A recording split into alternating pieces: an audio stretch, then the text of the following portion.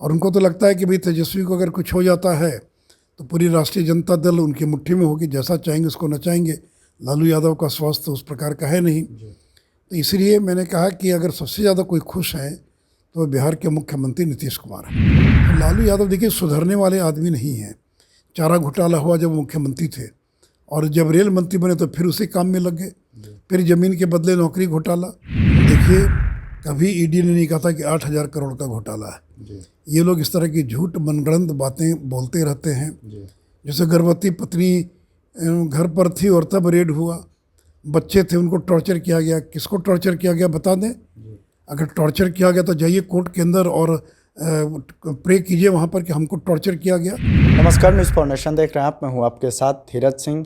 लालू परिवार पर सीबीआई और ईडी की कार्रवाई से क्या मुख्यमंत्री नीतीश कुमार खुश हैं? हमारे साथ है राज्यसभा सांसद और भाजपा के वरिष्ठ नेता सुशील कुमार मोदी जी।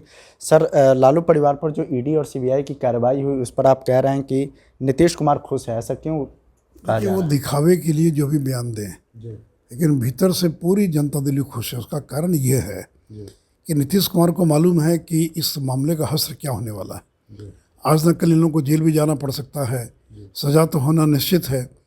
तो जो एक दबाव था जनता दल यू के ऊपर राजद का कि मुख्यमंत्री का पद छोड़ दीजिए, केंद्र की राजनीति कीजिए और तेजस्वी को मुख्यमंत्री बनाइए, ये पिछले 2 महीने से राग अलाप रहे थे राजद के लोग, तो वो राग अलापना बंद कर देंगे। तो जो दबाव था मुख्यमंत्री पर गद्दी छोड़ने के लिए, वो दबाव ख़त्म हो गया या कम हो गया, और वो निष्कंटक तरीके से 2025 तक मुख्यमंत्री बने रहेंगे।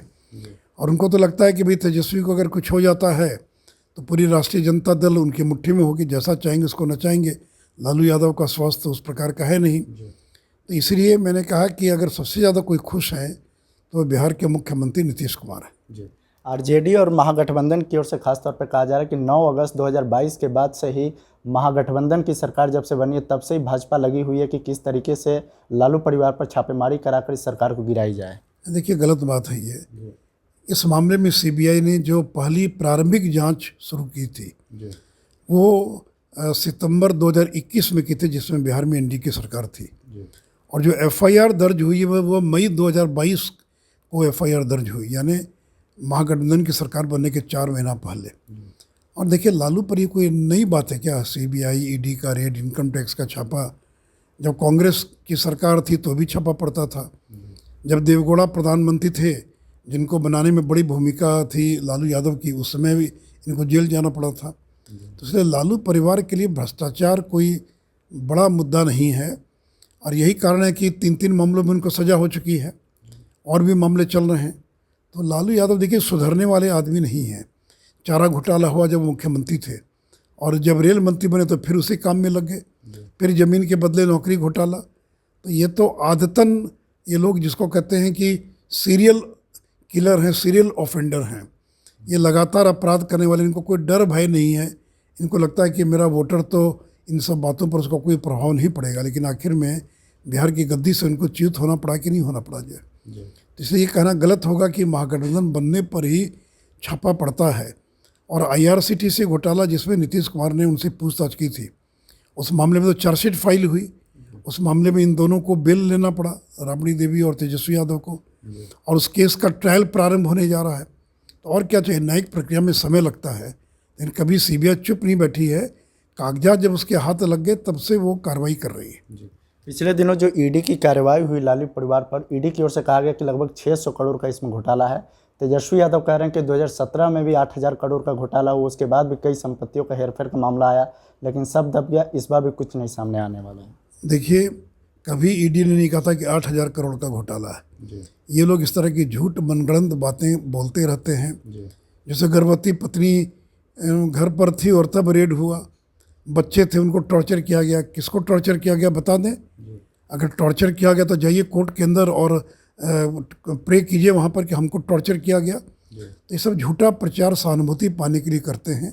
लालू यादव का एक पुराना नुस्खा है, तबीयत नहीं भी खराब थी तो अस्पताल में आने के लिए बहाना बना कर अस्पताल में चले आया करते थे। तो कोई ऐसा कानून तो है नहीं कि घर में अगर बच्चे होंगे तो रेड नहीं होगा, घर में अगर किसी की पत्नी गर्भवती होगी तो छापा नहीं पड़ेगा, ऐसा कोई कानून है क्या? हाँ, उनके साथ कोई पूछताछ हुई होती तो समझ में आती बात, लेकिन तेजस्वी यादव की पत्नी के साथ कोई पूछताछ नहीं हुई, न तो वह आरोपी हैं, न उन पर कोई आरोप तो इनके ऊपर पूछताछ करने गई थी पुलिस इनके यहाँ। लेकिन ये सब झूठ सच बोलकर एक सहानुभूति लेने का प्रयास करते हैं, लेकिन ये सिंपैथी कार्ड, विक्टिम कार्ड चलने वाला नहीं है। जो मुद्दे, जो आरोप लगे उनका बिंदुवार जवाब दें और जनता को संतुष्ट करें, नहीं तो जनता की अदालत में भी हार जाएंगे और कोर्ट में तो हार निश्चित है। एक आखिरी सवाल है कि 2017 में नीतीश कुमार इसी मुद्दे पर महागठबंधन से अलग हुए थे, एक बार फिर से क्या लगता है कि ऐसी संभावना देखने को मिल सकती है, आप लोग के साथ आ सकते हैं?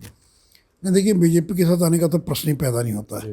वो जो बार बार धमकी देते थे आरजेडी के लोगों को कि हम बीजेपी के साथ जा सकते हैं, तो बीजेपी ने अपना दरवाज़ा बंद कर दिया।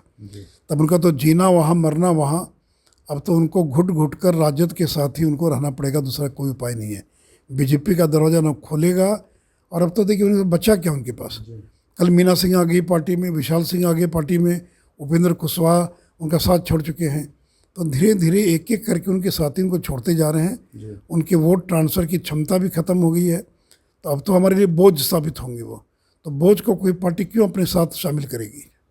चलिए, तो बहुत बहुत धन्यवाद। यह भाजपा के वरिष्ठ नेता सुशील मोदी। दिल्ली से न्यूज़ फॉर नेशन के लिए मैं धीरज सिंह।